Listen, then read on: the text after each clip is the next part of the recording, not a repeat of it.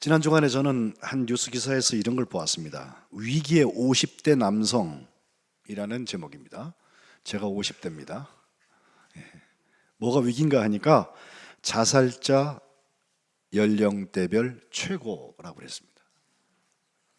우리가 노인들이 막 목숨을 끊는다, 이거 안타까워서 그런 거 연구하고, 청소년들이 잘못된 생각으로 막 그냥 욱해가지고서는 피워보지도 못한 꽃이 막 간다 그래가지고 그런 거 열심히 하고 있는 동안에 통계를 내보니까 50대가 제일 많이 자살한대요.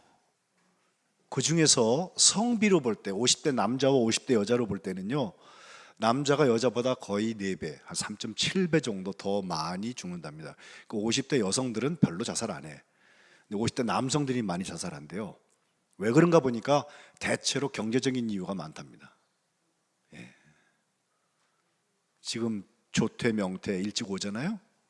그리고 지금 조퇴하는 사람들, 조기 퇴직하는 사람들이 대체로 베이비 부머라고 그래서 애들 많이 낳아서 그냥 콩나물 시루에서 늘 전쟁하면서 경쟁하면서 지금까지 살아온 사람들인데, 정작 여기까지 바쁘게 뛰어왔는데 보니까 샌드위치 세대라고 그래요. 위로 부모님, 아래로 자녀들. 열심히는 왔는데 아무런 노후 대책도 없고 허탈감이 오는 거예요. 우울증을 제일 많이 앓고 있다고 하고요. 또 경제적인 이유로 볼 때에는 예전에는 호봉제로해서 계속 그래도 월급이 올라갔는데 요즘에는 임금 피크가 있어서 어느 때가 되면 나이가 지나가면 꼭 깎여요 또. 예? 아니면 나가라는 거예요. 지금 사회가 그렇게 돌아가요. 그러다 보니까 자존감이 떨어지는 거예요. 내가 100만 원 벌던 사람이 90만 원 벌면은 내가 90만 원짜리라고 스스로 생각하고 씀씀이는 똑같아가지고 이것 때문에 우울증을 앓기 시작하고, 이 퇴직 교육이나 세컨드 라이프에 대한 연구가 더 있어야 된다는 그런 기사를 읽었습니다. 다시 말씀드리지만 제가 50대 남자입니다. 그런데 제가 보기에는 50대 남자들이 불쌍하다, 그건 일반적인 이야기고 이 통계가 하는 얘기고, 제가 보는 진짜 불쌍한 사람 누군지 아세요? 불쌍히 여길 줄 모르는 사람이 진짜 불쌍해요. 자기 혼자 사는 것처럼. 예수님도 산상수훈에서 긍휼히 여기는 자가 복이 있다. 저희가 긍휼히 여김을 받을 것이다. 그렇죠? 긍휼히 여기는 것은 우리가 하지만 긍휼히 여김을 받는 것은 하나님이 우리를 긍휼히 여기시는 거거든요. 또 사람들이 우리를 긍휼히 여긴다고 하는 거, 제가 삶이 너무 안 돼서 아이고 저 어떻게 해서 불쌍히 여기는 것만 아니라 그와 공감해 주는 거, 이 긍휼히 여김이 자비예요. 자비를 한자로 쓰면요, 앞에 자자는 사랑할 자자고 뒤에 비자는 슬플 비자예요. 그래서 한자로 쓰는 사람들이 다 밑에 마음 심자를 쓰게 되는데, 마음에 관계되는 것인데 앞에 사랑한다는 것은 적극적이고 아주 공격적이랄까, 남성적이랄까, 아버지의 사랑이랄까 이렇게 표현하고, 뒤에 슬픈 마음 가지고 있는 것은 수용적이고 여성적이고 어머니의 사랑과 같은 것이다. 그래서 자와 비는 아비의 마음과 어미의 마음을 가진 부모님의 마음이라, 이렇게 푸는 얘기를 제가 본 적이 있어요. 실제로 자비는 뭘까요? 종교적으로 볼 때 자비라는 개념은 불교에서 쓰던 말입니다. 대자 대비하신 부처님, 그죠? 자도 크고 비도 크신 부처님이라는 말을 썼는데, 우리에게 이 성경을 번역하고 복음을 전하기 위하여서 성령의 열매를 쭉 설명하는 중에 저 헬라어에 해당되는 걸 쓸 때 쓸 수 있는 말이 자비가 맞다 싶어서 그렇게 번역한 거예요. 우리가 알고 있는 것 중에. 그 자비 속에는 머리로 가지고 있는 참 저 사람 안 됐다, 그거 참 그러네 하고 머리로 이해하고 있는 데서부터 조금 더 벗어나서, 이 자비는 사실은 행동 언어입니다. 액션을 취하지 않는 자비는 공허합니다. 자비는 사람을 움직입니다. 그래서 헬라에 나오는 그 자비라는 개념 여러 개 중에서 어떤 건요, 우리의 장 기능하고 관계가 있어요. 히브리 사람들은 그 자비가 우리 뱃속 깊은 곳에 있다고 생각했지, 그냥 머리로 듣고 흘리고 뭐 생각하고 이렇게 해서 만들어내는 사변의 결과가 아니에요. 예? 우리 말에도 애 끓는다는 말 있죠. 애간장 녹인다는 말 있죠. 예. 오죽하면 우리의 장이 녹아요. 장이 끊어져요. 그죠? 그만큼 속 깊이에서부터 진심을 가지고 공감하는 상태를 말하는데, 너무 처절하고 안 된 것만이 아니라 하나님께서 우리에게 그걸 공감할 수 있는 능력을 주셨어요. 예.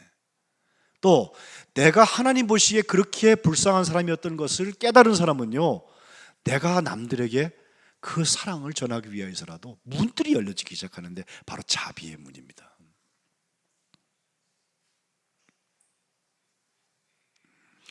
오늘 갈라디아서 5장에 나오는 성령의 열매 중에서 저 자비라는 그 단어를 헬라어로 쓸 때는 크레스토테스라는 말을 쓰는데, 이 말은 크레스토스라는 말에서 나와서 우리가 얘기하는 예수님 그리스도라는 말과 크레스토스나 크리스토스나 비슷비슷해요. 에와 이 차이예요.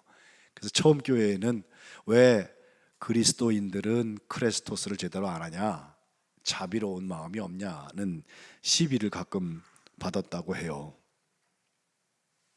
근데 오늘 제가 골로새서에 있는 말씀으로 이 자비를 설명하고 싶은 것은, 이 골로새서에는 자비를 비롯한 성령의 열매가 중첩되는 것이 쭉 나오는데, 제가 오늘 받을 읽은 말씀 중에요, 그것을 표현하기를 옷 벗고 옷 입는 것에 비유했어요.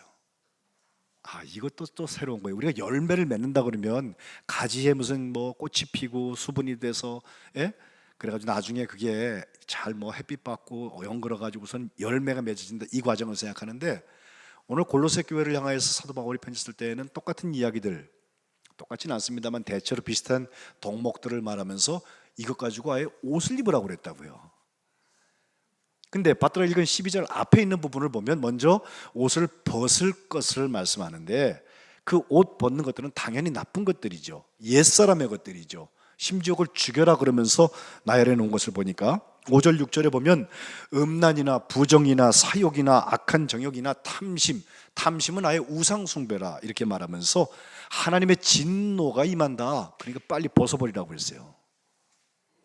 여러분 중에 혹시 음란이나 부정한 거, 또 사욕을 취하는 거, 악한 정욕, 탐심, 이런 거 옷 입고 다니는 분들 계시면은 오늘 예배하는 중에 다 벗어버리시기를 축복합니다. 이거 벗지 않고 덧입을 수 없어요. 성령의 소욕과 육체의 소욕이 부딪히기 때문에 덧입을 수가 없다니까. 또 믹스 앤 매치가 안 돼. 코디가 안 된단 말이에요. 같이 입고 있으면. 8절과 9절에도 보니까 계속 나오기를 분함, 노여움, 악의, 비방, 우리 입에 부끄러운 말, 거짓말, 옛사람과 그 행위를 벗어버리라는 거예요. 양다리 거칠다는 말하죠. 가랭이 찢어집니다. 조심하세요. 버릴 건 빨리 버려야 돼요. 악은 모양이라도 버리라고 그랬어요. 흉내도 내지 말라 그랬어요. 그리고 우리가 본문에 돌아와서 해야 될 것은 이제 옷 입는 것인데, 12절에 보면 우리를 표현하기를 하나님이 택하사 거룩하고 사랑받는 자처럼이라 했어요. 이 세 가지는 우리 교회의 이름이에요. 여러분, 하나님이 선택하셨으니까 여러분 여기 와서 예배하시잖아요. 그렇죠? 에이 목사님 무슨 말씀이세요? 내가 시동 걸고 내가 열심히 걸어서 오고 내가 시간 구분해갖고 와서 예배하는 건데, 그것도 틀린 말은 아니에요. 근데 꼭 맞는 말도 아니에요. 하나님의 은혜가 없으면 우리가 여기 와서 예배할 수 없습니다. 예배하러 와 있다 하더라도 그냥 왔다 그냥 갑니다. 하나님 만나지 못합니다. 그래서 은혜는 항상 우리를 앞서가는 거예요. 그런데 바로 하나님께서 선택하셔서 부르시고 우리를 예배할 수 있도록 하고 하나님의 자녀로 섬기게 하는 중에 거룩한 자처럼, 바로 성민교회죠. 거룩한 백성 공동체. 그리고 사랑받는 자처럼, 이 사랑은 성령의 열매에서도 첫 번째 열매 아니에요? 이런 사람들처럼 우리가 옷 입어야 될 종목들이 계속 나오는데 9가지 중에서 제일 먼저가 긍휼, 두 번째가 자비예요. 예, 비슷한 말이죠. 그리고 겸손, 온유, 오래 참음, 또 13절에는 용서, 용납과 용서, 14절에는 사랑, 그리고 15절에는 평강, 그리고 적이 없는 감사, 그게 거기 들어있어요. 감사는 계속해서 16절, 17절에도 이런저런 모양으로 우리에게 권고하고 있습니다. 옷을 입는 게 왜 그렇게 중요할까요?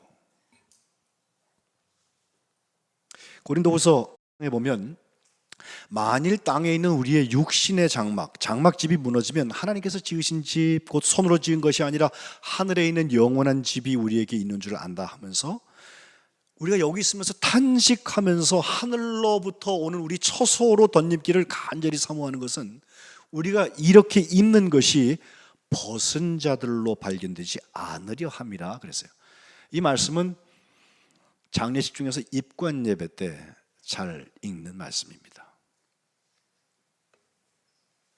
우리가 살다가 하나님이 부르시면 가잖아요. 그러면 평생을 쓰던 우리 몸을 우리 가족들이나 후손들이 잘 모셔서 화장 혹은 매장의 절차를 받게 되는데 그때 이 말씀을 읽어요. 우리는 이미 하나님께서 준비하신 처소로 가는데 그때 마지막으로 염습을 해서 몸을 씻고 마지막으로 수의를 입히거든요. 시신에 벗은 모습으로 하나님 앞에 발견되는 거 아니에요. 입어야 합니다. 하나님이 준비하시고 또 계시록에 나오는 대로 하얀 세마포로 성도들이, 거룩한 백성들이 하나님을 찬양하는, 그래서 신랑을 맞이하는 신부들이 준비한 그 예복으로 우리 주님을 만나야 될 줄로 믿습니다. 이렇게 입는 것이 소중한데 제일 처음 입는 것은 긍휼이고 두 번째가 자비라니까요.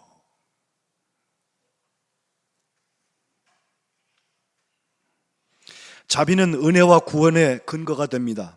지난주에 우리가 오래 참음에 대한 이야기를 했는데 하나님께서 우리가 죄를 짓고 하나님의 마음에 합하지 않은 일을 자꾸 할 때도 참고 기다리신 것이 우리가 구원받을 수 있는 근거가 됩니다. 그러나 이건 소극적입니다.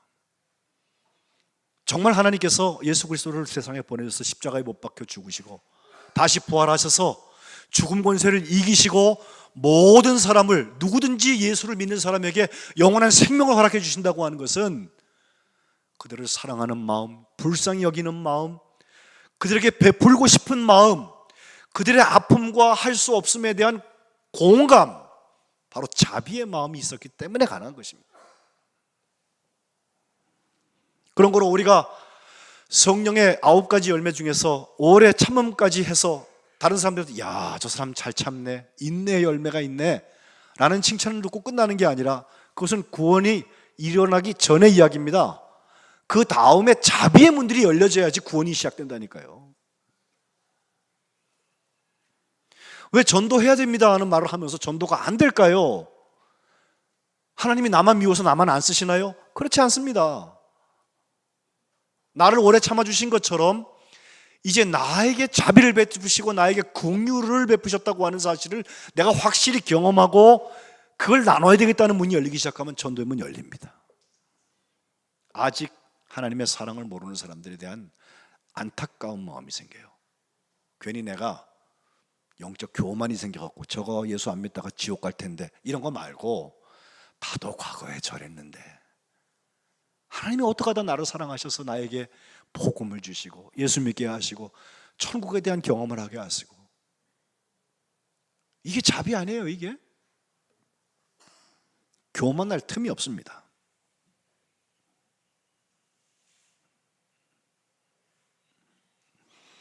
오래 참음이 진노를 멈춘다면 구원과 회복은 그 자비에서부터 시작하는 것을 우리가 기억해야 할 것입니다.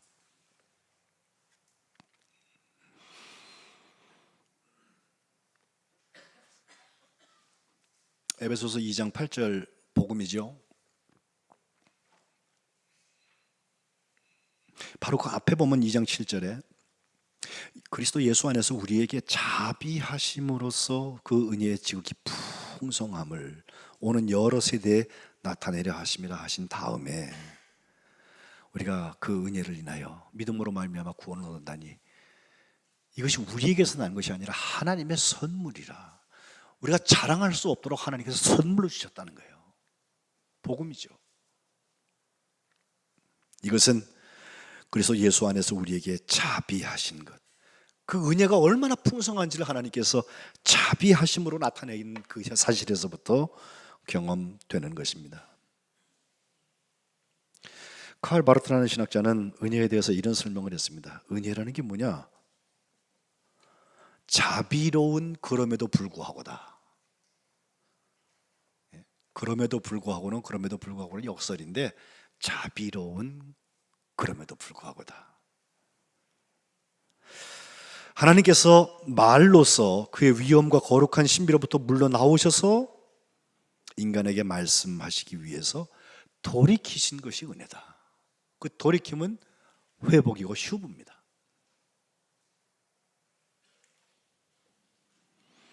소련의 스파이였던 로젠버그라는 사람이 있었는데 그 사람을 재판을 하게 됐습니다. 근데 판사가 사형 선고를 내렸어요.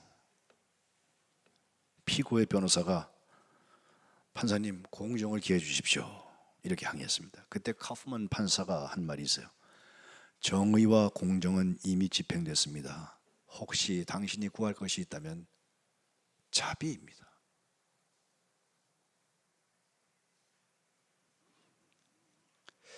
하나님의 주권이 있는데 하나님께서 마음대로 하시게 되어져 있는데 우리가 하나님 앞에 하나님 공정치 못해요, 불공평해요 따질 자격이 없습니다. 그건 하나님이 하시는 거예요. 우리가 구할 것이 남아있다면 하나님 도움 없는 저를 불쌍히 여겨 주옵소서, 자비를 구하는 거예요. 회개란 내가 이렇게 잘했습니다, 이만큼 하기를 바랍니다, 실상을 어떻게 하나님 앞에 자꾸 알려드리려고 하는 것이 아니라 하나님 내가 이런데 하나님의 도우심이 필요합니다. 하나님 나를 불쌍히 여겨주세요. kyrie eleison, 주여 나를 불쌍히 여기소서.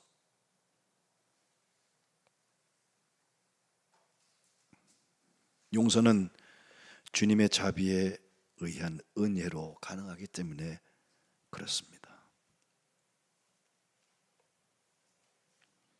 이제 그 체험된 자비는 함께 나누어지는 자리에서 참 열매가 될 수 있어요. 아마도 너희 아버지의 자비하신 것이 너희도 자비하라, 누가복음 6장 36절에 말씀하셨다면 그래요.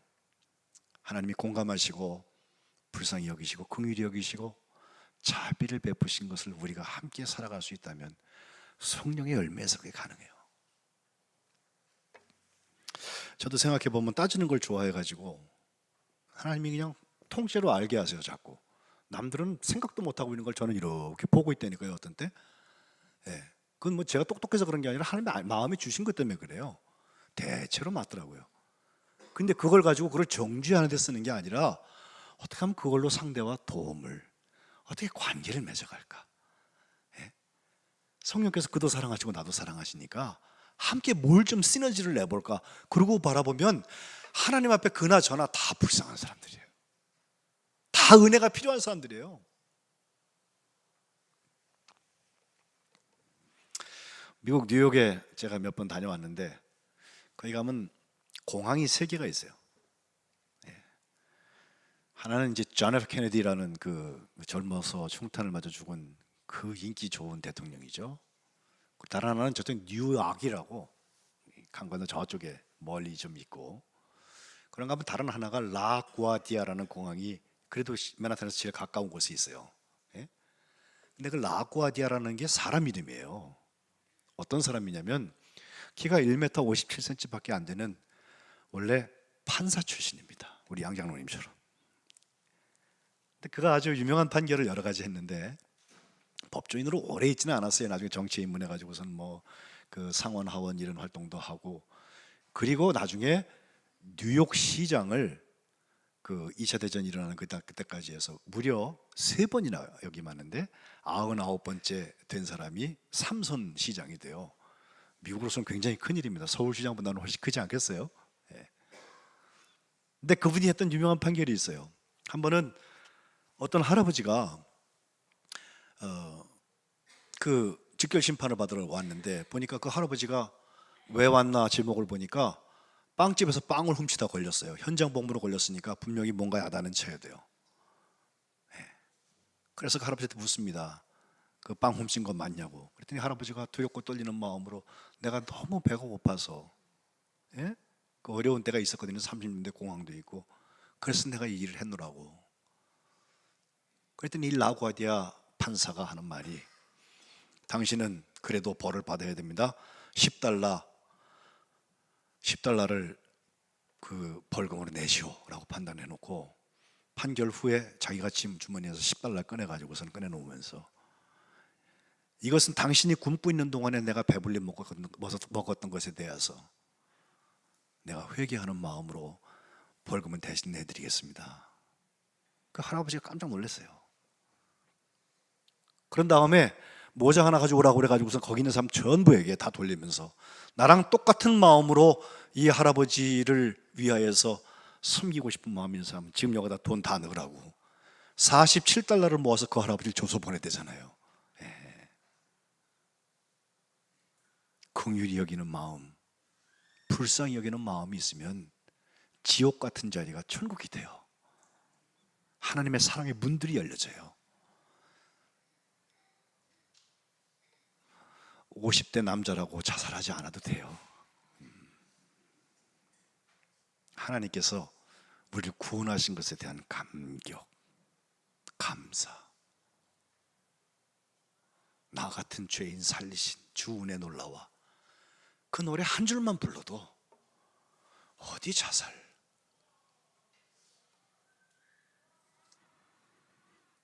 그래서 마지막 우리가 옷 입어야 될 것은 오늘 감사라고 그랬는데, 또한 감사하는 자가 되라 하면서 16절에 그리스도의 말씀이 너희 속에 풍성히 거해서 모든 지혜로 빛에 가르치고 권면해라.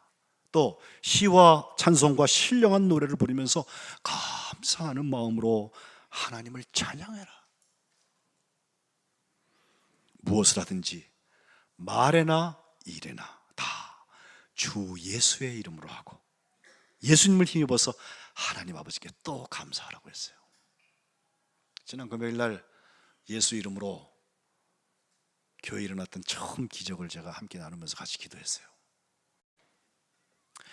예수 이름으로, 은과 금은 내게 없지만 내게 있는 것으로 내게 준다. 곧 나사렛 예수의 이름으로 일어나 걸어라 하고 손잡아 일으켰더니, 그때까지 한 번도 그런 거 해본 적이 없는 베드로의 손에 의해서 하나님의 역사가 나타나서, 그 공감에서 시작된 거 아니에요?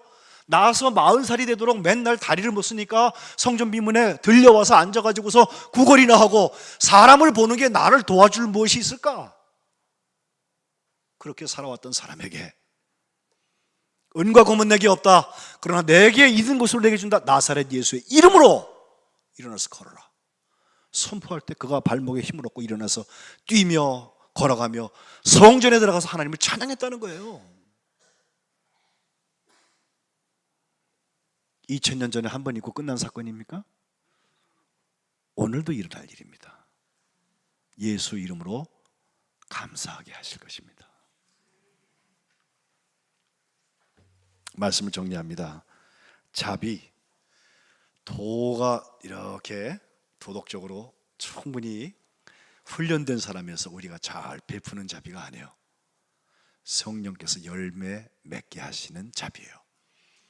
그 자비는 내가 자비의 대상이었기에 하나님의 눈으로, 하나님의 마음으로 그를 긍휼히 여기고 그와 하나님 앞에 함께 서는 거예요.